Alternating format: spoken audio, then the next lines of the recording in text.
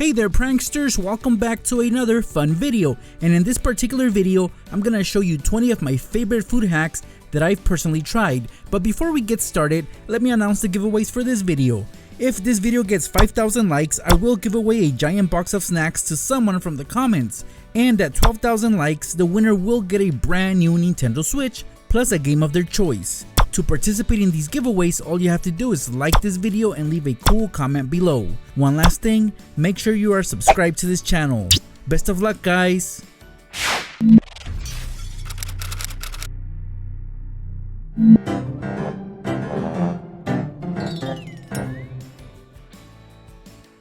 Let's kick things off with a water bottle, and here I have a Dasani water bottle, and the following situation is quite common when drinking from a water bottle. Sometimes after opening a water bottle, we end up losing or misplacing the cap, right? And that is something that we don't want to do, as we don't want dirt or flies landing inside. So what you can do to protect your water inside is to remove the label from the bottle and just fold it up multiple times. Place it over the top and with a finger push it in. Don't push it in too deep though, because it might fall in, and obviously we don't want that. Now our water bottle will stay protected from small debris. Just know that this method works with all kinds of bottles, not necessarily just water. Here's another way to protect your bottled drink, and for this example I have a bottle of Diet Pepsi, and again guys, the same situation applies here. We carelessly misplaced our bottle cap. And as we all know, soda tends to go flat if left opened or exposed, and the taste will definitely not be the same. So just like I did with the water bottle, let's remove the label.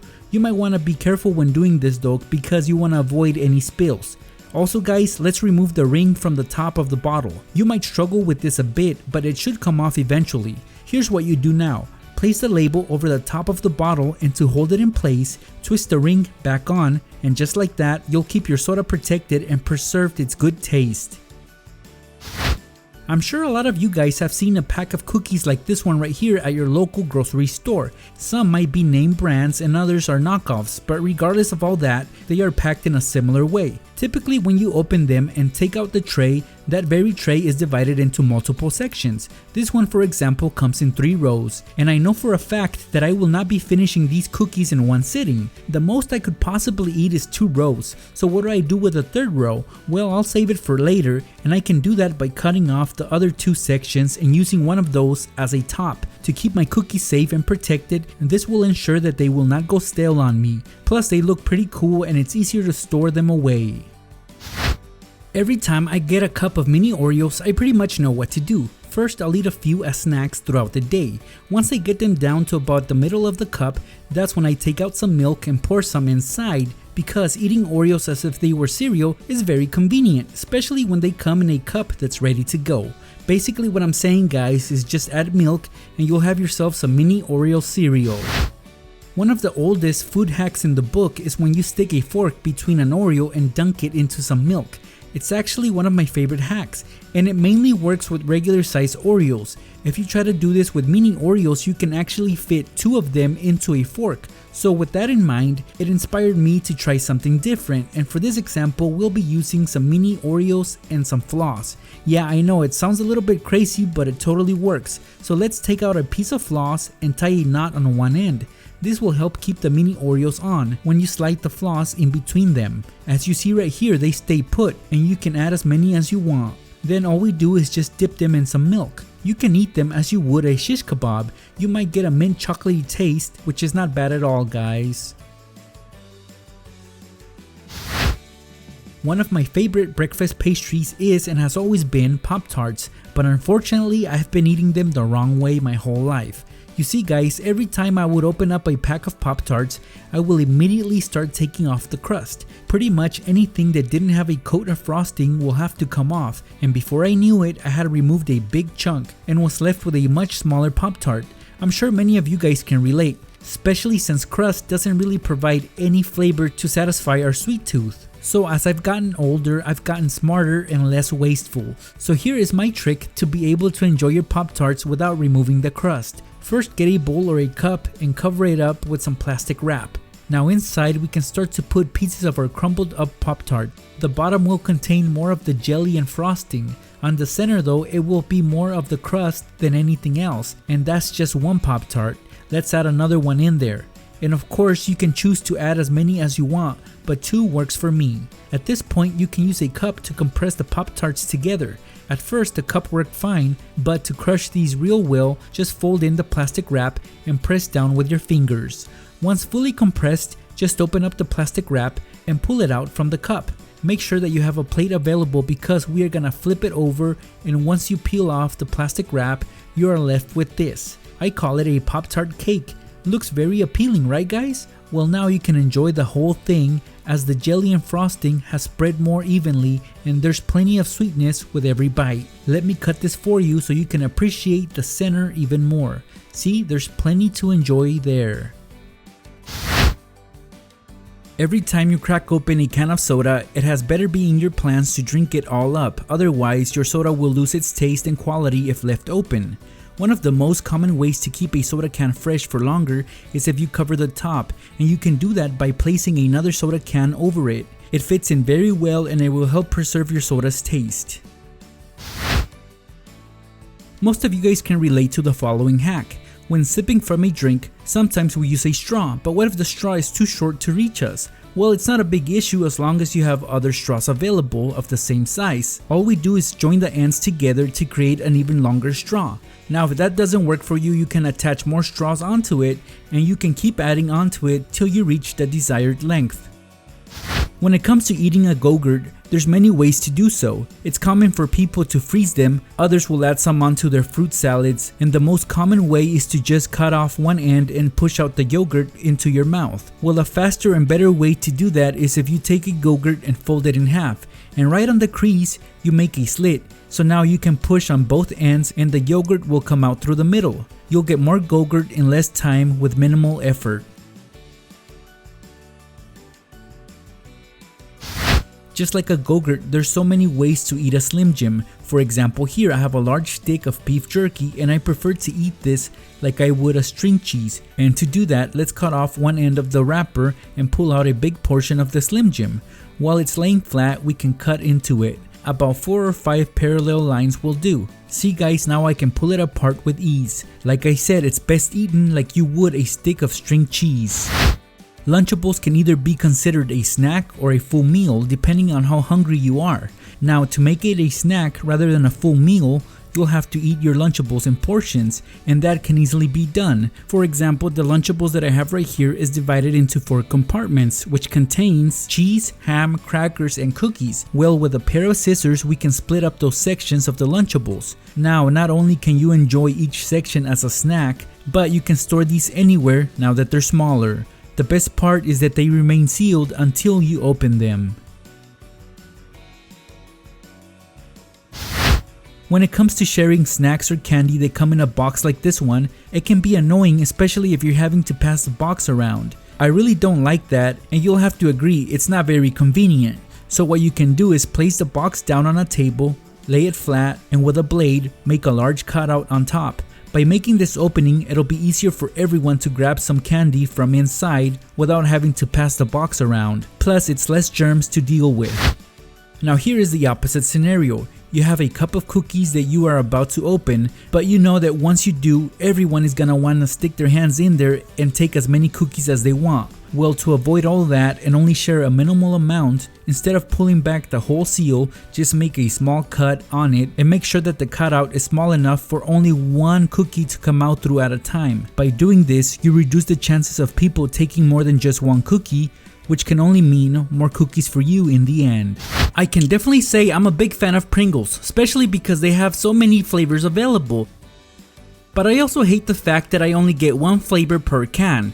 So I got to thinking, why not instead of buying one large can with just one flavor, I buy 2 smaller cans like these 2 and each one has a different flavor. So guys, if you stack these up, they end up being about the same length as a larger can. So here is where my smart thinking comes into play.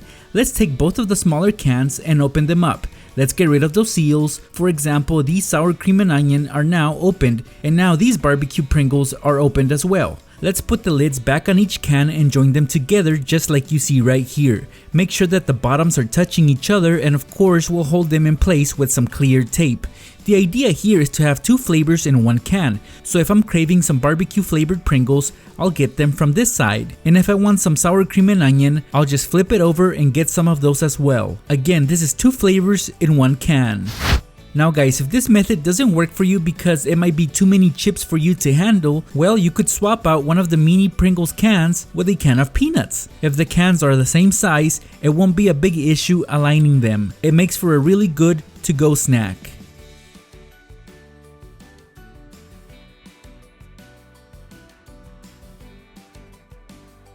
Let's move on to Pringles' main competition, and that would be Lay's Stacks. And I say they're competitors because of the way that the chips are shaped and the way that they are packaged.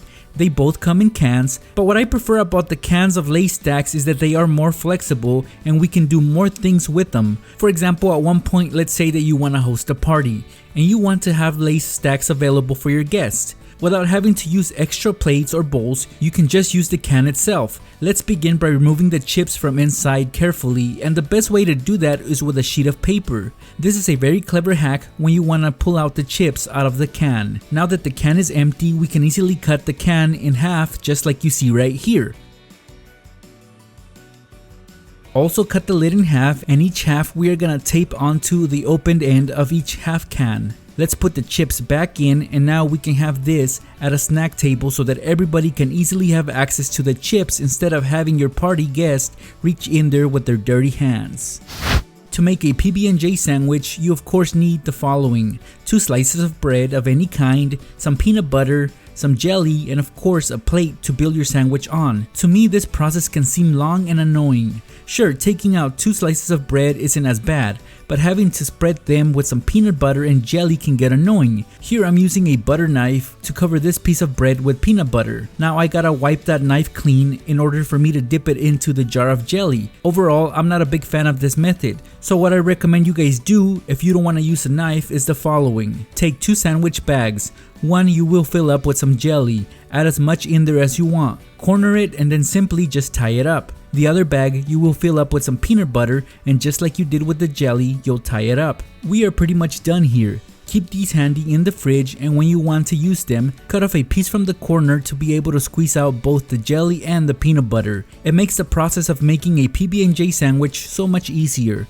Best part is that you won't have to deal with a knife. If you wish to spend money, you can also buy the squeezable bottles of peanut butter and jelly, but the baggies will work just fine. Next, I'm gonna show you a very clever way to mix multiple bags of chips together next time you're hosting a party.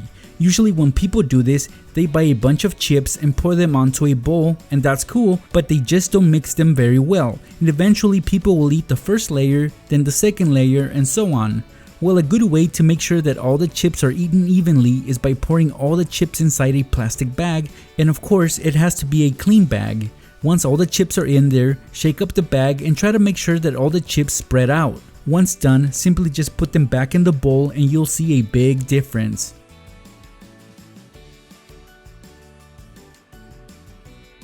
Here I'm about to open a big bag of chips. These are Hot Cheetos Extra, and this bag is too large to finish in one sitting, so of course I want to leave some for later. The way I normally do that is I'll roll up the bag by making a few folds on top. I try to make sure that it's thick enough so that I can take a safety pin and pierce right through it. I do this so that I can keep my bag of chips shut, but also now I can hang these up on a wall, which will make things easier for me next time I get a craving for some chips. I'll know where they're at.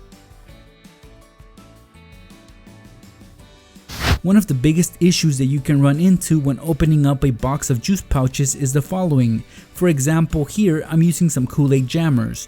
Well, when you take out a juice pouch and you see that there's no straw attached to it, that's a big problem because now it'll be an inconvenience. So what you can do is grab another straw from a different pouch and cut it in half. So if that pouch belongs to someone else, say thanks because now you'll be able to sip on your juice pouch. Insert it halfway and then squeeze on the pouch as you sip. You don't really need to have a long straw because the pouch will get smaller as you drink, but like I said, just squeeze as you go.